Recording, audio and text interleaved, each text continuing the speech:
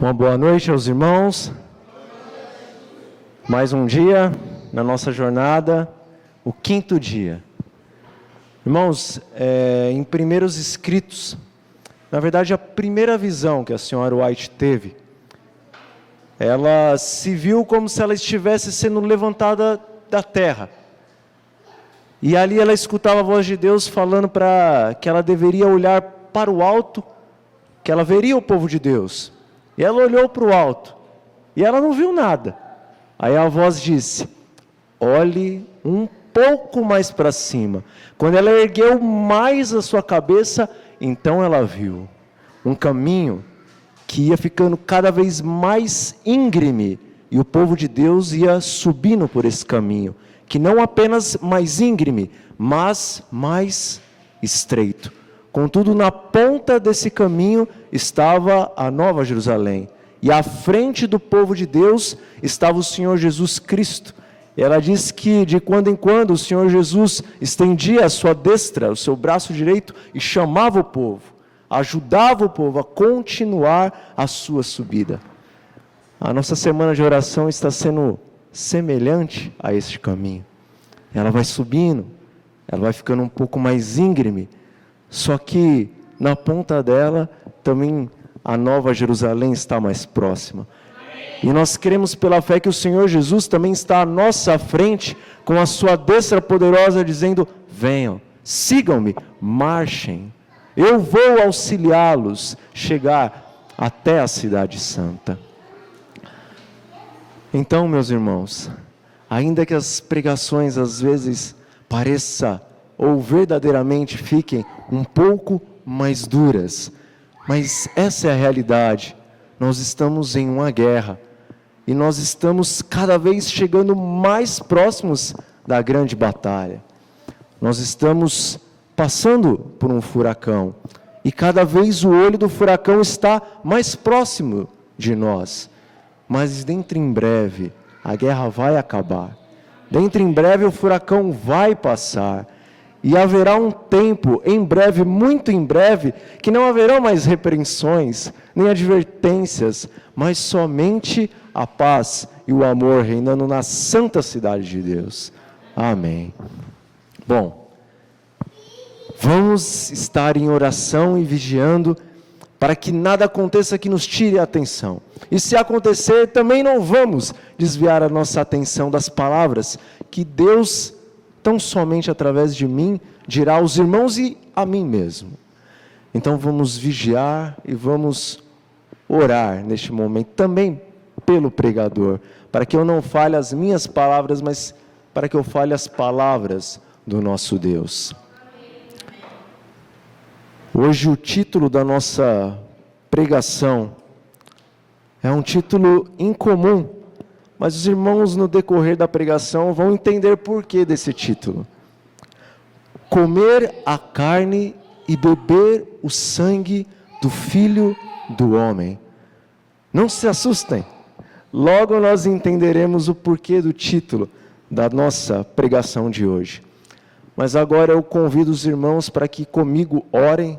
Vamos pedir a presença do Espírito Santo de maneira ainda mais abundante entre nós nessa noite. Oremos. Senhor nosso Deus e nosso Pai, agradecemos a Ti porque o Senhor nos concede agora o momento do alimento espiritual. Envia os Teus anjos para nos circundarem, para circundarem esta igreja e para afastarem daqui as trevas, Pai. Envia o Teu Espírito Santo para que Ele venha habitar em nossos corações e em nossas mentes, dando-nos assim o discernimento, o entendimento e a sabedoria para que compreendamos a palavra que hoje o Senhor nos trará. Em nome do Senhor Jesus, nós oramos a Ti e já lhe agradecemos. Amém. Vamos abrir então as nossas Bíblias no livro de João, Evangelho de João, no capítulo 6. Nós vamos ler os versículos 53 a 59 e depois vamos ler o versículo 66.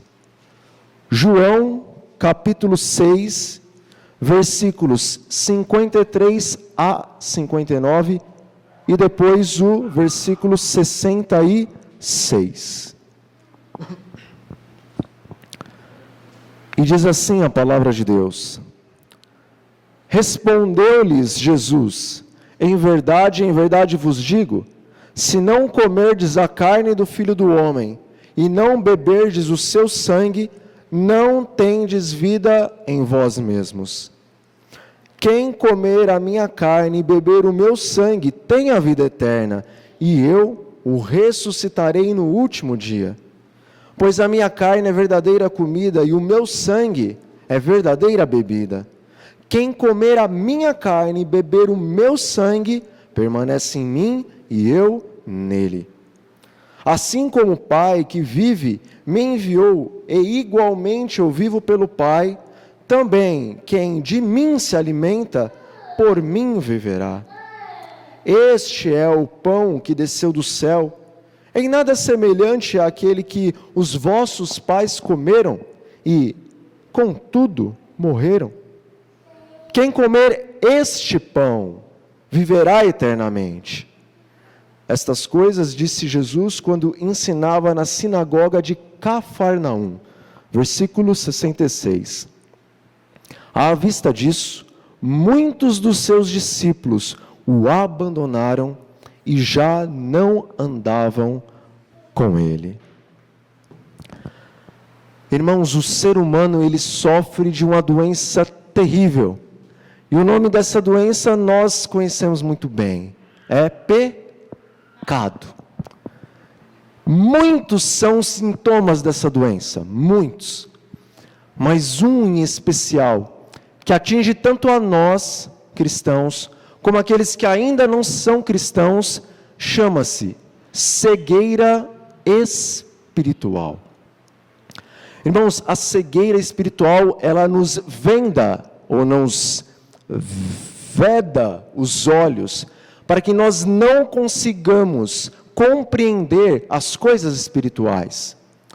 Nós lemos o Antigo e o Novo Testamento, nós ouvimos o espírito da profecia, escutamos as advertências, mas nós não conseguimos, por causa da cegueira espiritual, compreender, discernir, enxergar que aquilo que foi escrito há milênios e aquilo que também foi escrito há séculos vem de encontro ou ao encontro de nossas vidas. Serve todas essas coisas que foram escritas para os nossos dias, para a nossa igreja, para o nosso tempo.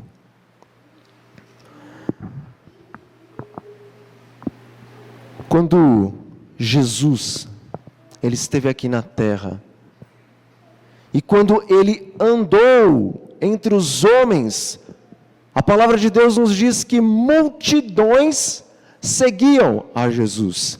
E multidões chamavam Jesus de mestre e de Senhor. Mas por que eles faziam isso?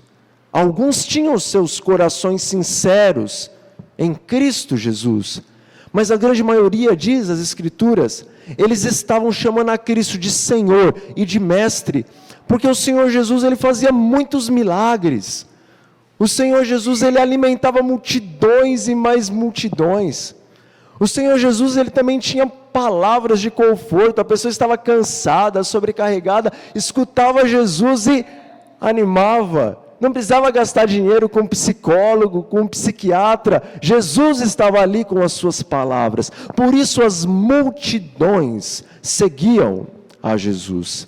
Mas ele conhecia os corações. E ele sabia que nem todos que o chamavam de Senhor, e nem todos que o chamavam de mestre, realmente o fazia por amor. Mas como nós falamos, boa parte deste grupo, boa parte dessas multidões, fazia por interesse egoísta. Então, no livro de João, como acabamos de ler, no capítulo 6, nestes versículos, nós vemos um testemunho direto de Cristo. Cristo é a testemunha fiel e verdadeira. E nesses textos que nós lemos, a testemunha fiel e verdadeira, ela fala diretamente, ela dá um testemunho direto àquela multidão que estava seguindo ele. E qual foi o resultado desse testemunho direto de Cristo àquela igreja que estava se formando? Nós vemos que o resultado foi a primeira grande sacudidura da igreja de Cristo. Esse foi o resultado. E por quê? Aquela multidão que estava há tão pouco seguindo o Senhor Jesus com tanta alegria, porque de uma hora para outra, depois do testemunho direto do Senhor Jesus Cristo, eles acabaram abandonando a Cristo e aparentemente somente os seus discípulos ali sobraram. Qual foi o motivo que levou essa multidão tão grande a deixar aquele que há tão pouco eles estavam seguindo com tanta alegria, irmãos? O motivo foi que aquela multidão, no decorrer de toda a sua vida, eles estavam desenvolvendo um caráter orgulhoso, presunçoso e autossuficiente. Deus concedeu ao povo de Israel algo muito grandioso. Ele concedeu que o povo de Israel fosse os representantes dele aqui na terra. Isto é a maior bênção que uma nação pode receber, serem os representantes de Deus na terra. Todavia, a bênção, se ela não for bem cuidada, ela se transforma em quê? Numa maldição. E os judeus, eles deixaram que isso subisse a cabeça deles, que eles eram um povo de Deus.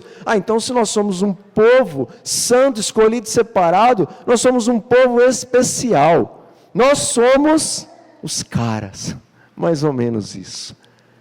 Isso subiu a cabeça deles, subiu ao coração deles, e eles acabaram se distanciando do Deus Altíssimo. E entraram em uma apostasia espiritual. A bênção acabou se convertendo em maldição para os judeus, para os israelitas. E agora eles se transformaram em um povo sem fé, sem amor, sem discernimento espiritual. E um povo que pensava que eles eram justificados porque eles faziam parte da descendência de Abraão. E não porque eles criam no Deus que um dia mandaria o seu Filho para salvá-los em sua justiça. Se transformaram em um povo espiritualmente louco. Nós, como o povo de Deus dos últimos dias, de acordo com as profecias bíblicas, nós sabemos que um pouquinho antes do Senhor Jesus Cristo voltar a esta terra, deverá haver uma grande sacudidura, deverá haver um grande peneiramento na igreja de Deus. A palavra de Deus nos mostra que o trigo ele vai ficar, mas o joio e a palha ela terá que ser colocada para o lado de fora. A primeira grande sacudidura, de acordo com o que nós lemos aqui, ela veio depois do testemunho direto do Senhor Jesus Cristo àquela primeira igreja cristã que estava se formando. Esse foi o motivo da grande sacudidura daqueles dias de Cristo. Mas e em nossos dias? Qual vai ser o motivo que vai desencadear a grande sacudidura entre o povo de Deus? Diz o Espírito da profecia: perguntei qual o sentido da sacudidura que eu acabava de presenciar, e foi-me mostrado que foi causada pelo positivo testemunho, motivado pelo conselho da testemunha fiel aos laodiceanos. Alguns não vão suportar esse claro testemunho, opor-se-lhe-ão a ele, e isto causará uma sacudidura entre os filhos de Deus. Testemunhos Seletos, volume 1, página 60. Irmãos, por causa da má formação de caráter, Os judeus não suportaram um testemunho direto de Cristo. Mas e nós, você e eu, o povo adventista do sétimo dia, como está sendo desenvolvido o nosso caráter? De acordo com os olhos de Deus, como está sendo desenvolvido o teu e o meu caráter, o caráter do povo dos últimos dias? Diz o livro do Apocalipse: pois dizes, estou rico e de nada eu tenho falta. Estou rico e abastado e de nada eu tenho falta. O povo adventista do sétimo dia está desenvolvendo um caráter orgulhoso, presunçoso e autossuficiente. E por conta disso, e por conta da cegueira espiritual, nós não conseguimos discernir que aos olhos de Deus, nós somos miseráveis, pobres, cegos e nus. Como nós estamos dizendo nesses dias, a Bíblia e o Espírito de Profecia nos levam a compreender que a nossa miséria é a falta do amor. A nossa pobreza é a falta da verdadeira fé. A nossa cegueira é a falta do discernimento espiritual. E a nossa nudez é a falta da verdadeira justiça de Cristo. Porque inconscientemente nós estamos pensando que nós somos justificados pelo nome adventistas do sétimo dia e porque nós guardamos, ou quase guardamos, o santo sábado do Senhor. Irmãos, de acordo com a palavra de Deus, este povo, sem que ele tenha percebido, o seu coração, o seu caráter, tornou-se semelhante ao caráter e ao coração do antigo Israel. O antigo Israel, mesmo após ver as lágrimas de Cristo, ele decidiu continuar em sua situação e ela acabou sendo vomitado. E o povo de Deus, o Israel moderno, se ele prosseguir em sua apostasia espiritual, diz a palavra de Deus, ele também vai precisar ser vomitado. Hoje o Filho do Homem está dizendo para você, e ele está dizendo para mim primeiramente, porque eu não posso pregar nada se a mensagem não vem primeiramente ao meu coração. Ele está dizendo para nós, o adventista do sétimo dia, que não comer a carne e verdadeiramente não beber o sangue do Filho do Homem não tem vida em si mesmo. Sabe, nós, sábado após sábado, às vezes quarta após quarta, domingo após domingo, vimos a igreja. E aqui congregamos com os irmãos. A cada Santa Ceia nós vimos também a igreja. Nós compartilhamos do pão, nós tomamos do suco de uvas, que representam a carne e o sangue do Filho de Deus. E talvez nós pensemos, mas eu tenho congregado com a igreja. Na Santa Ceia eu tenho comido virtualmente da carne, bebido virtualmente do sangue do Filho do Homem. Será que realmente eu não comi, não bebi da carne e do sangue do Filho do Homem? Eu acho que já. Será, irmãos?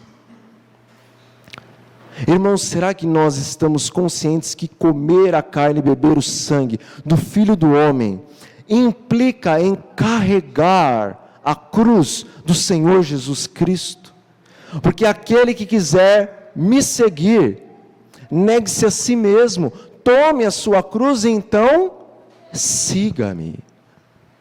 E o que significa carregar a cruz de Cristo nos últimos instantes, nos últimos milésimos da história do pecado neste mundo? O que significa carregar a cruz de Cristo? Será que significa perder o emprego por causa do santo e deleitoso dia do sábado? Será que é isso, carregar a cruz de Cristo nos últimos dias? Se os discípulos estivessem aqui, perdessem o emprego por causa do sábado, eles alegremente diriam: o Senhor nos achou digno de passarmos por essa provação. Sairiam sorrindo. Será que comer a carne e beber o sangue do Filho do Homem nos últimos dias é deixar de comer pizza de calabresa? É essa cruz que você e eu temos que carregar, irmãos. Irmãos, o Senhor Jesus é o nosso exemplo em todas as coisas.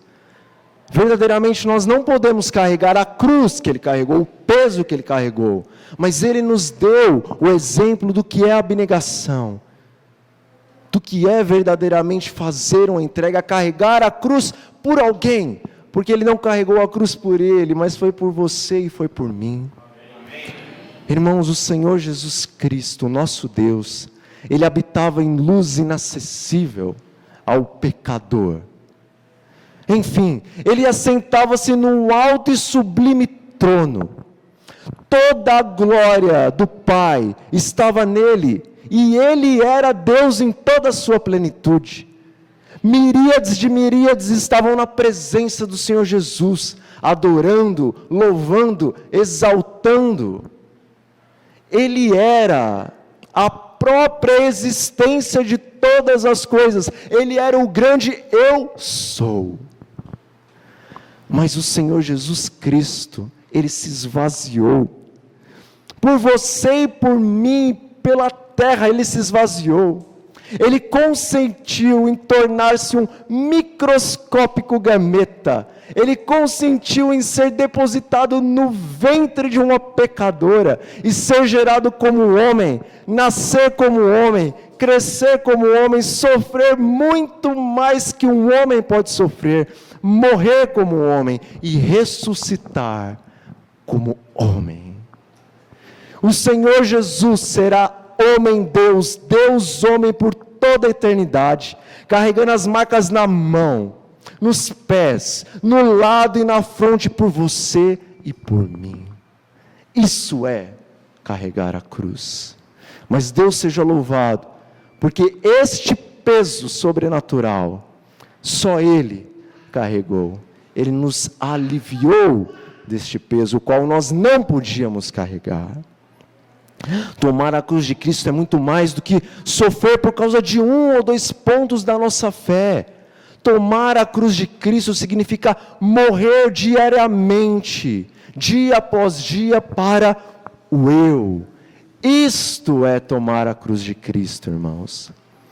E sabe, nessa semana de oração, embora nós estejamos falando de reforma e de reavivamento, eu não vim aqui para agredir ninguém com palavras, nem agredir a mim mesmo. Não sou masoquista e nem sádico. Não vim fazer isto. Mas, irmãos, eu desejo sim que a espada do Espírito hoje, durante o restante dessa semana, ela esteja entre nós, cortando juntas, medulas, ossos, corações, traspassando profundamente o nosso ser, para que seja discernido quem nós somos, para que seja revelado qual é o nosso caráter, para que então possamos nos entristecer e nos arrepender, e então tomarmos uma decisão de sermos verdadeiramente semelhantes a Cristo e soldados do Senhor Jesus nesses últimos dias da história do mundo. E, irmãos, eu trouxe alguns textos do Espírito de Profecia, textos os quais ajudam o povo de Deus a compreender o que é carregar a cruz de Cristo nos últimos dias, o que é morrer para o eu. Não são textos para sairmos da igreja, mas são textos para dizer: peraí, eu estou vivendo uma vida que não condiz com a minha fé. Eu tenho que a partir de agora viver uma vida que condiz com a minha fé, porque eu quero ir para o céu. Então preste atenção nos textos. O relógio já vai avançado, mas nós só temos geralmente 1, 2 semanas de oração por ano, então vamos segurar um pouquinho a nossa ansiedade de ir embora e vamos ouvir o que Deus tem para nos dizer nesta noite.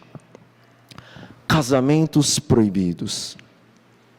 Há no mundo cristão uma assombrosa, alarmante indiferença para com os ensinos da palavra de Deus acerca do casamento de cristãos com descrentes. Muitos que professam amar e temer a Deus preferem seguir a inclinação de seu próprio espírito, em vez de tomarem conselho com a sabedoria infinita. O juízo e o temor de Deus são colocados de lado, permitindo-se que domine o cego impulso, a obstinada determinação. Testemunhos Seletos, volume 2, página 123. Irmãos, se temos comido da carne do Filho do Homem, bebido do seu sangue, então, por favor, devemos ir ao nosso Pai que escuta os segredos do nosso coração e devemos orar a Ele. E se nós porventura estamos entrando em um relacionamento de jugo desigual, ou se porventura nós já estamos em um relacionamento de jugo desigual, se o teu pai te mostrar isto, que você está assim, ou que quase está entrando nessa situação, por favor, não vá adiante, ou não prossiga, porque lembre-se que a palavra de Deus diz o seguinte: se for necessário abandonar o pai e a mãe, os familiares, por causa de mim, então é melhor você fazer isso, porque se você não fizer, você não é digno de mim. Então, se você está entrando ou está num relacionamento assim, por favor, pare com isso. Não escutemos a voz do Senhor Jesus Cristo dizer: afaste-se de mim, vocês que cometem iniquidade. Não vale a pena, o Senhor tem mais para você e tem mais para mim. Se você está entrando em uma sociedade de julgo desigual, ou se está em uma sociedade de julgo desigual, não entre e não permaneça. O Senhor tem bênçãos para os seus fiéis. O pastor Mark Filho acabou de dizer fé. Devemos ter fé. Se nós não entrarmos e nem sair, e se sairmos dessas situações, Deus concederá algo muito melhor para nós, irmãos. Conselhos a respeito do vestuário. Isso não é só para as mulheres. Isso é para as mulheres e para os homens, porque vivemos em uma sociedade pós-moderna. Então, embora apareçam os conselhos com uma cara feminina, mas os homens podem meditar, porque as palavras também servirão para nós. No serviço do tabernáculo, Deus especificou cada detalhe no tocante ao vestuário dos que deviam oficiar perante Ele. Com isso, nos ensinou que tem suas preferências também quanto à roupa dos que o servem. Prescrições minuciosas foram dadas por ele em relação à roupa de Arão, por ser esta simbólica. Do mesmo modo, as roupas dos seguidores de Cristo devem ser simbólicas, pois lhes compete representar a Cristo em todas as coisas. Nós julgamos o caráter de uma pessoa pelo estilo do vestuário que ela usa. Uma senhora, e eu vou acrescentar, um senhor, modesto e piedoso, modesta e piedosa, trajar-se-ão modestamente. Na escolha de um vestuário simples e apropriado, revelar-se-á um gosto apurado e também uma mente culta. Não ocupem o seu tempo esforçando-se para seguir todas as modas insensatas do vestir. Vistam-se asseadamente, decentemente, mas também não se tornem alvo de observações, seja por se vestirem com muito requinte, muito luxo, ou por se trajarem de uma maneira relaxada. Hajam como se soubessem que os olhos dos céus estão sobre vocês e que estão vivendo sobre a aprovação ou a desaprovação de Deus. Orientação da criança, página 413 a 415. Muitos se vestem semelhante ao mundo a fim de exercer influência sobre os descrentes. Eles, porém, cometem aqui um erro lamentável. Deus não precisa que nos vistamos semelhantes aos de fora para converter almas. Olha o que Ele deseja de nós. Se quiserem ter verdadeira e salvadora influência, vivam de acordo com sua profissão de fé. Mostrem sua fé pelas suas obras de justiça e façam uma clara distinção entre o cristão e o mundano. Testemunhos, volume 4, página 633. Muitos consideram essas recomendações como sendo antiquadas para merecerem atenção. Porém, aquele que as deu a seus discípulos compreendia os perigos do amor ao vestuário em nossos tempos, e ele mandou-nos essa advertência: dar-lhe-emos ouvidos e seremos sábios. Orientação da criança, página 415 e 416. Irmãos, Cristo é o nosso exemplo em todas as coisas, não é verdade? Certa vez, Cristo estava numa situação difícil, muito difícil, a ponto dele orar assim: Pai, se for possível, por favor, passe de mim esse cálice. Mas ele complementou a frase: todavia, não seja como eu quero, mas como tu queres. Na questão da roupa, na questão da nossa aparência exterior, com conhecimento de causa, irmãos, eu falo que nós temos que tomar muitas decisões, e decisões difíceis, sim. Por quê? Porque nós, seres humanos, gostamos de olhar no espelho e vermos a nossa imagem refletida de uma maneira que nos agrada.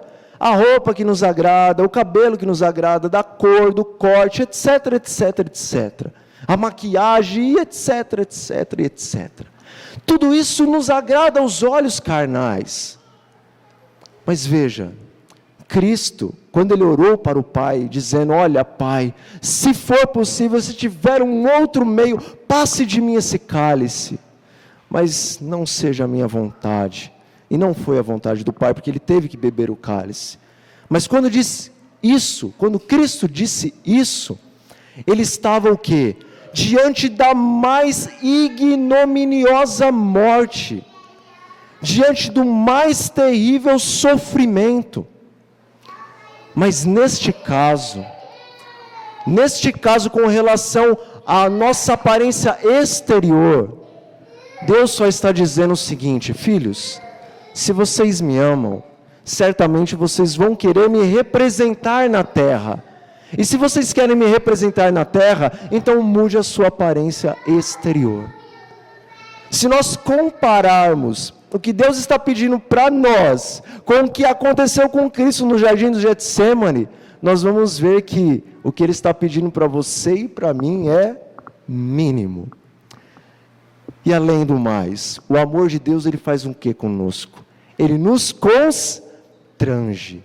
Quando verdadeiramente nós buscarmos a Deus e começarmos a amar a Deus, não será tão difícil abandonarmos estas coisas. E em alguns casos, nós faremos com um sorriso no rosto, ainda que lá dentro seja um pouquinho difícil, mas nós ficaremos alegres por estarmos alegrando o coração do Deus que nos pediu estas coisas. Conselhos a respeito da música. Todo culto deve ser efetuado com solenidade e com reverência, como se estivéssemos na visível presença do próprio Deus. Testemunhos Seletos, volume 2, página 195. Tenho ouvido em algumas de nossas igrejas solos completamente inadequados ao culto na casa do Senhor.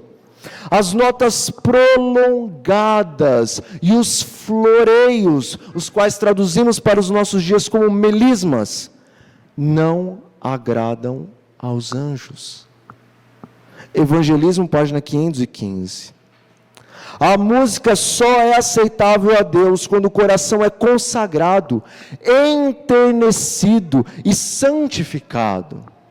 Muitos, porém, que se deleitam na música evangélica, irmãos, não é na música do mundo que ela está falando. Muitos, porém, que se deleitam na música, não sabem coisa alguma sobre produzir melodia ao Senhor em seu coração. E esses foram após os seus ídolos. Evangelismo, página 512. E agora eu vou ler a resposta a uma carta que a senhora White recebeu. No período dela, um irmão nosso estava num congresso da associação. E ele viu algo diferente acontecendo na nossa igreja com relação à música. Uma banda diferente de tudo que ele já tinha visto até então, que era muito semelhante ao que estava acontecendo nas igrejas que estavam se tornando pentecostais e carismáticas. Uma banda veio para tocar na associação. E ele achou aquilo estranho, mas ele perguntou, será que é normal? Será que é um reavivamento e uma reforma? Eu vou escrever para a senhora White. Talvez Deus dê uma visão para ela, e ela deu uma resposta do que está acontecendo. E Deus realmente deu uma visão com relação a esse assunto. E vejam, ou escutem, a resposta de Deus à carta daquele irmão. O que você descreveu como tendo acontecido em Indiana, o Senhor revelou-me que haveria de ocorrer imediatamente antes da terminação da graça. Irmãos, quantos creem que Jesus está às portas? Todos nós cremos que Jesus está às portas. Mas antes de Jesus voltar, tem que cair quantas pragas? A porta da graça vai fechar antes ou depois das pragas? Antes. O que está mais próximo, Jesus voltar ou a porta da graça se fechar? Então, para que tempo que é esse texto? Para agora, para hoje. Demonstrar-se-á tudo quanto é estranho. E aqui ela está falando, lembre-se, de música. Demonstrar-se-á dentro da igreja. Esse texto não foi escrito para as igrejas de fora. Esse texto foi escrito somente para a igreja adventista do sétimo dia. E Deus, através da sua profeta, diz o seguinte: demonstrar-se-á tudo quanto é estranho na música. E o que é estranho aos olhos de Deus na música, nos dias em que você e eu estamos vivendo? Não foi a senhora White que falou isso. E não é o André que está dizendo isso. Mas o Espírito Santo, com amor de Pai, Ele está falando para você e Ele está falando para mim. E por que nós devemos dar atenção e crédito às palavras que eu vou ler? Porque Deus morreu por você e morreu por mim. E Ele te ama e Ele me ama e Ele quer nos salvar. Uma vez, quando pequeno, meu pai, ele guardava os passes, bilhete de ônibus, passe naquela época, na gaveta dele. Ele pensava que estava escondido de todos, mas eu sabia onde estava. E ali perto de casa tinha um fliperama, que eles aceitavam o quê em troca de uma ficha? Passe. E eu não tinha minha moedinha, e meu pai já tinha dito, não vá no fliperama. Mas eu não tinha moedinha, eu já estava quase que viciado no fliperama. E meu pai tinha o que na gaveta? Passe. E eu fui lá e peguei um passe do meu pai. E comprei a ficha e joguei. É lógico que meu pai descobriu. E o que ele fez? Ele marcou o dia que ele ia me bater. Depois que todos saíram de casa, ele me levou ao quarto. Primeiramente ele sentou e conversou comigo. Você vai apanhar por isso e por aquilo. Ele pegou a cinta, ele me deu somente 2 sentadas. Mas tão leves que ele, se tivesse me batido com uma pena, acho que doía mais. Mas quando ele terminou as 2 sentadas, os olhos do meu pai marejaram e ele começou a chorar. pelas lágrimas do meu pai, nunca mais eu peguei um passe na minha vida e nunca mais eu fui no fliperama sem a presença do meu pai, que depois comprou, naquela época, como ele não tinha muito conhecimento, um videogame para mim. Mas nunca mais, por causa das lágrimas do meu pai, eu desobedeci e vi a roubar um passe dele, ou então a ir no fliperama. Deus te repreende, me repreende, com lágrimas nos olhos. Pense nesse momento o Senhor falando com você e falando comigo e chorando. E talvez você e eu então não sintamos mais vontade de fazer aquilo que magoa esse Deus que nos ama. Mas o que haverá então de estranho na música, ou o que há de estranho na música em nossos dias? Haverá gritos na igreja adventista. Irmãos, eu nunca vi ninguém gritando na igreja adventista. E eu tenho certeza que até a volta do Senhor Jesus, eu não vou ver ninguém gritando na igreja adventista. Porque Satanás, ele é muito mais sábio do que isso. Ele enganou 1/3 dos anjos no céu, ele enganou Adão e Eva no paraíso. Ele não vai colocar ninguém aqui gritando. A igreja se levantar e falar, está com demônios, leva para fora, escorraça da igreja. Não. Mas ele vai fazer pessoas gritarem enquanto estiverem cantando. E a congregação vai dizer, uau, que extensão de voz, isso que é cantar. Mas aos olhos de Deus ele está dizendo, ai, está ferindo os meus ouvidos. O que mais haverá de estranho na música? Além dos gritos, haverá tambores. E a palavra no inglês, no texto original que ela usa, é drums. Eu não sou bom no inglês, mas eu sei que é drums. Porque antes de vir para essa igreja eu era DJ. E eu tocava drum and bass. Baixo, ou melhor, drum and bass. Bateria e baixo. Drums é a tradução de tambores e de baterias. E o Espírito Santo, através da sua serva, escreveu que no tempo do fim, na igreja adventista do 7º dia, além dos gritos iam entrar os drums, os tambores e as baterias. Não fui eu e nem a senhora White. Eu não tenho preconceito contra bateria, porque eu gostei muito disso a minha vida inteira. E a senhora White mal sabia o que era bateria, conhecia pouca coisa, porque já estava entrando em vigor a bateria nos dias dela. Mas Deus disse que isso é estranho. Não dá tempo de explicar todos os porquês da bateria agora, mas no sábado nós estaremos tendo um JA sobre música. Mas o Senhor está dizendo, este instrumento, o qual não houve no tempo da senhora White, mas haveria em nossos dias, ele é estranho. O que mais haverá de estranho dentro da igreja, dentro da música nos nossos dias? Haverá música, ritmos mundanos que não eram sacros, entrariam pop, jazz, black, pop hop, salsa, merengue, etc, etc, etc. Tudo isso com a roupagem ou a maquiagem de cristianismo.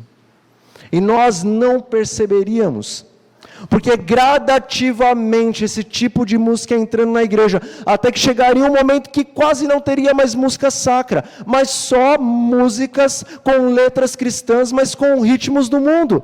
Então quem vai saber o que é sacro e o que não é sacro?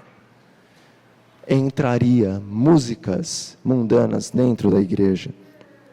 E por fim entrariam as danças, movimentos corporais não santificados. É lógico que em outros países a dança é bem mais agressiva dentro da igreja. Mas não está falando aqui somente da África. Está falando da igreja adventista em todo o mundo. E preste atenção, antes de nós nos levantarmos contra o texto e dizer, mas e as culturas e os costumes? Lembre-se que quem está falando isso, e quem está dizendo que é estranho, é o seu Deus e o meu Deus. Se ele está dizendo que é estranho, então ele está dizendo que é possível ensinar a todos com relação ao que ele deseja, independentemente dos costumes e independentemente da cultura de cada um. Os sentidos dos seres racionais ficarão confundidos, e isso será chamado de operação do Espírito Santo. Gritos, drums, baterias e tambores, com música rítmica, e também, a dança, isso afetaria o lóbulo frontal das pessoas, isso afetaria o tálamo e hipotálamo das pessoas, ia atrofiar a compreensão, o discernimento do que é a verdade, e iria estimular as emoções, de maneira que nós já não poderíamos saber e distinguir o que é certo e o que é errado. Mas o Espírito Santo nunca se revela por tais métodos. Isso é uma invenção de Satanás para encobrir seus engenhosos métodos, para anular o efeito da pura, sincera, elevadora e enobrecedora e santificante verdade para este tempo. A verdade para este tempo não necessita disso para conseguir a conversão de pessoas. Mensagens Escolhidas, volume 2, página 36 e 37. Lembre-se dos textos que nós temos estudado. De cada 20 adventistas, nenhum está preparado. De cada 21, um está preparado e 20 despreparados. Então, não é argumento dizer, mas a maioria canta, a maioria faz, a maioria ouve, a maioria toca.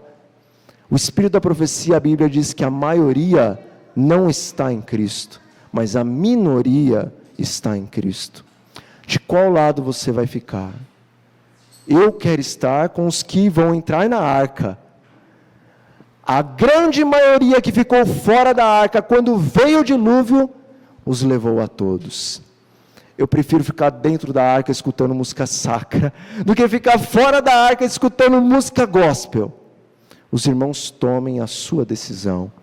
E não gerem brigas por causa disso. Cada um tome a sua decisão. E o exemplo de cada um pode mover multidões, se o Espírito Santo estiver com você e se ele estiver comigo.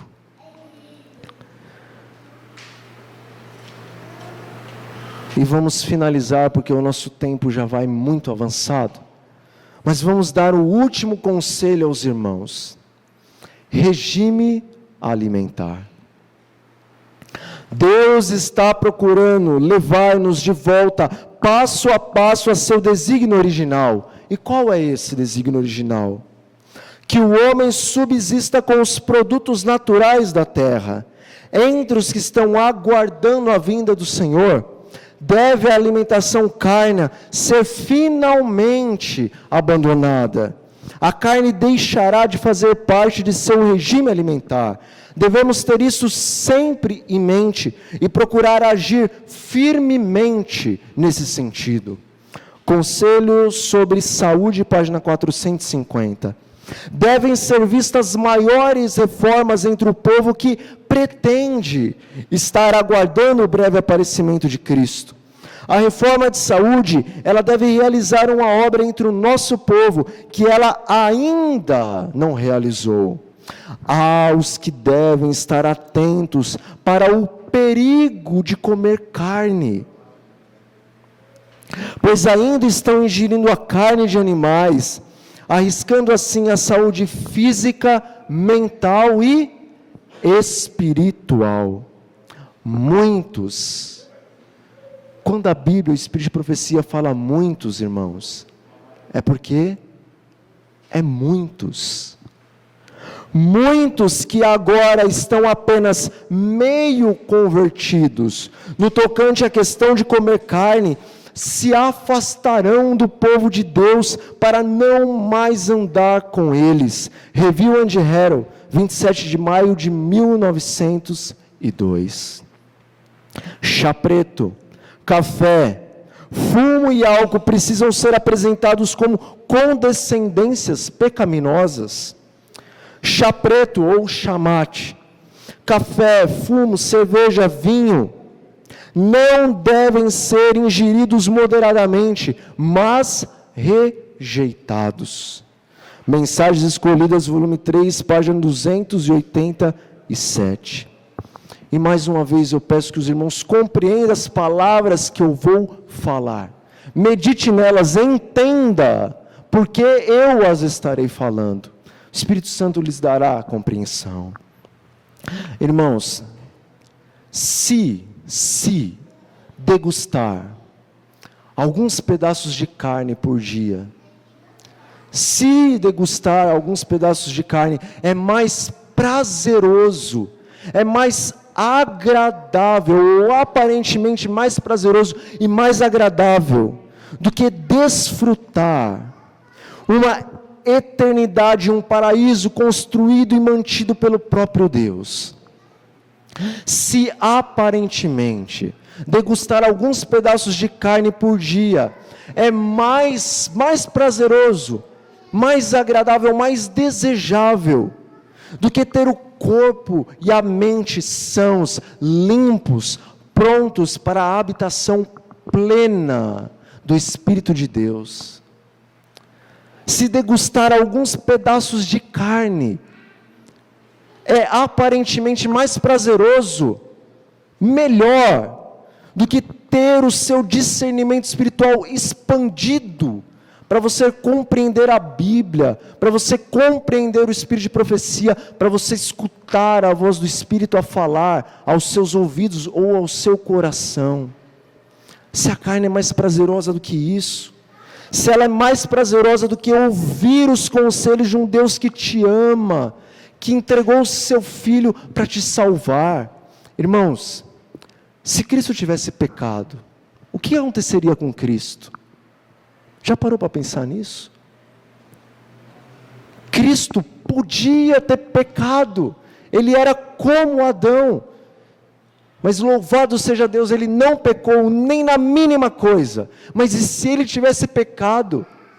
Ele poderia ser afastado eternamente da presença do Pai, mas ele correu esse risco por você e por mim. Esse é o amor de Deus por você e por mim.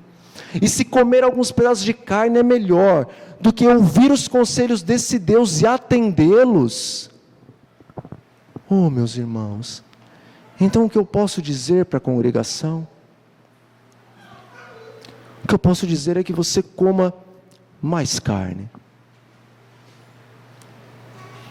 Se a carne é mais prazerosa do que tudo isso, e você de jeito nenhum quer deixar, então eu dou o conselho que você coma carne, mas coma muita carne. Porque se ela é tão prazerosa a ponto de ouvir os conselhos de Deus, e ainda assim continuar indiferente a esses conselhos, e muitas vezes ainda se levantar contra a reforma alimentar, que não foi a irmã White, mas foi Deus que estabeleceu. Então o conselho que eu posso dar é que comam muita carne, porque o seu galardão, o galardão de quem pensa assim e faz assim, vai ser carne. Mas não vai ser carne no céu, irmãos, vai ser carne na terra. Porque nós somos julgados segundo o conhecimento que nós temos. Permitam-me só mais alguns poucos minutos, eu já estou terminando, mas eu quero explicar uma coisa muito importante. Há uma heresia muito terrível em nossa igreja. Meias verdades, elas são heresias. Meias verdades vão levar muitas pessoas para o inferno. E há uma heresia que é uma meia verdade, a qual diz assim: carne ou alimentação no geral não é ponto de salvação. Isso está errado? Essa palavra está errada? Não está errada. Carne e todos os alimentos não é ponto de salvação, realmente. Até aqui, isso é uma verdade. Mas agora, alguém pode me dizer quais são os pontos de salvação? Sábado é ponto de salvação? Se eu mato alguém, é ponto de salvação? Eu não vou para o céu porque eu matei alguém? Matar alguém não é ponto de salvação.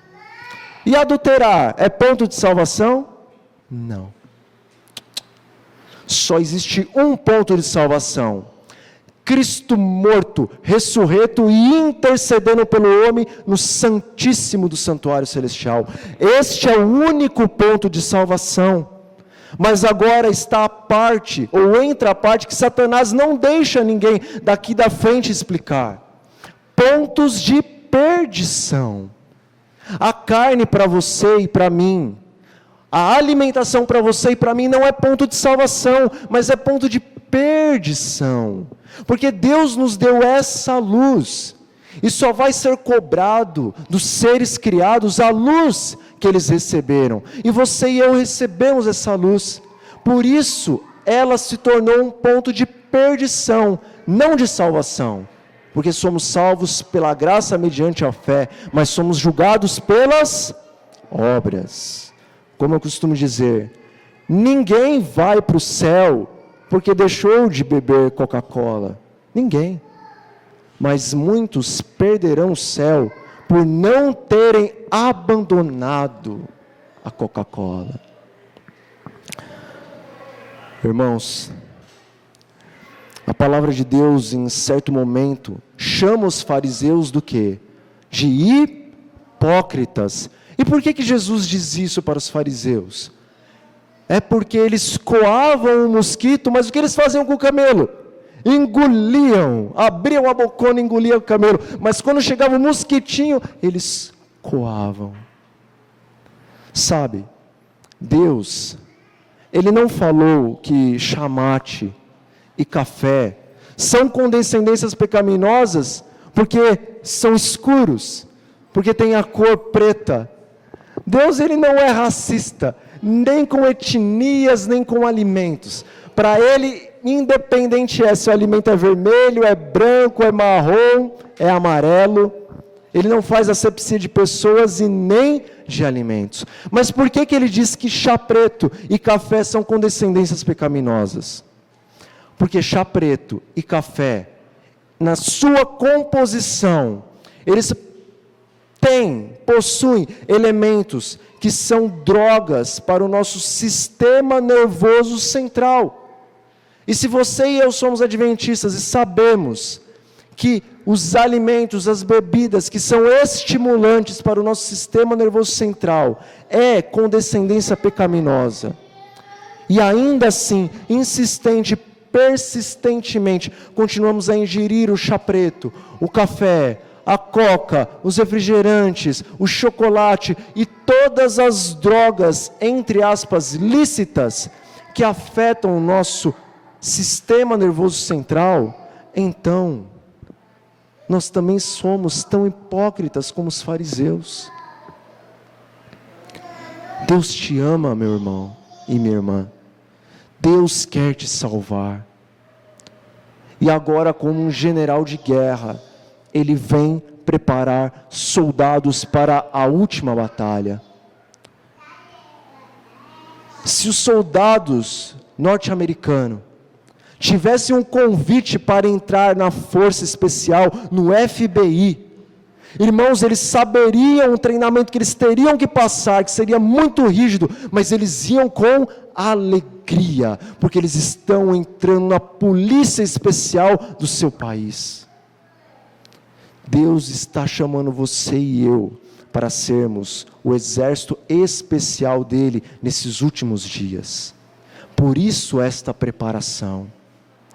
Mas apodere-se da força de Deus, e então tudo aquilo que nos é impossível nos tornará mais do que possível. Nós seremos mais do que vencedores em todas essas coisas e em todas as outras que aparecerem.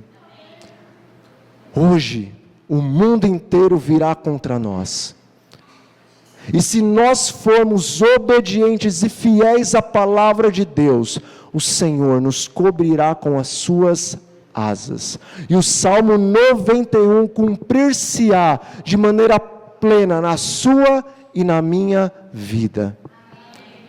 Tomemos uma decisão, e Deus estará ao nosso lado. Eu convido os irmãos a se colocarem em pé.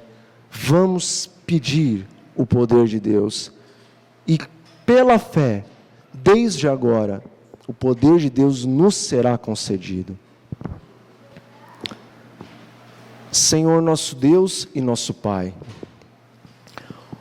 obrigado, Senhor Deus, porque o Senhor nos chamou para esta época, o período em que o Senhor Jesus voltará a esta terra.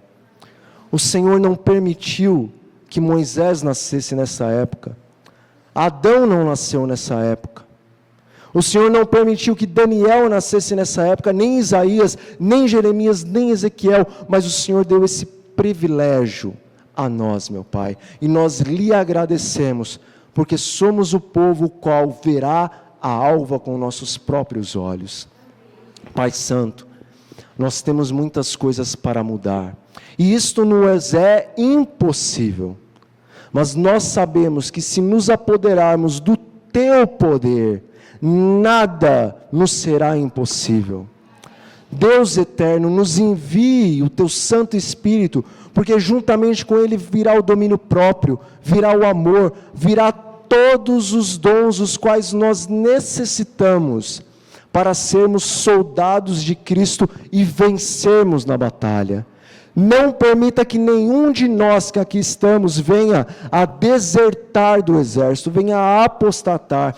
Pelo contrário, que a tristeza da reprovação tão somente nos leve ao arrependimento, o qual gera a salvação em Cristo Jesus.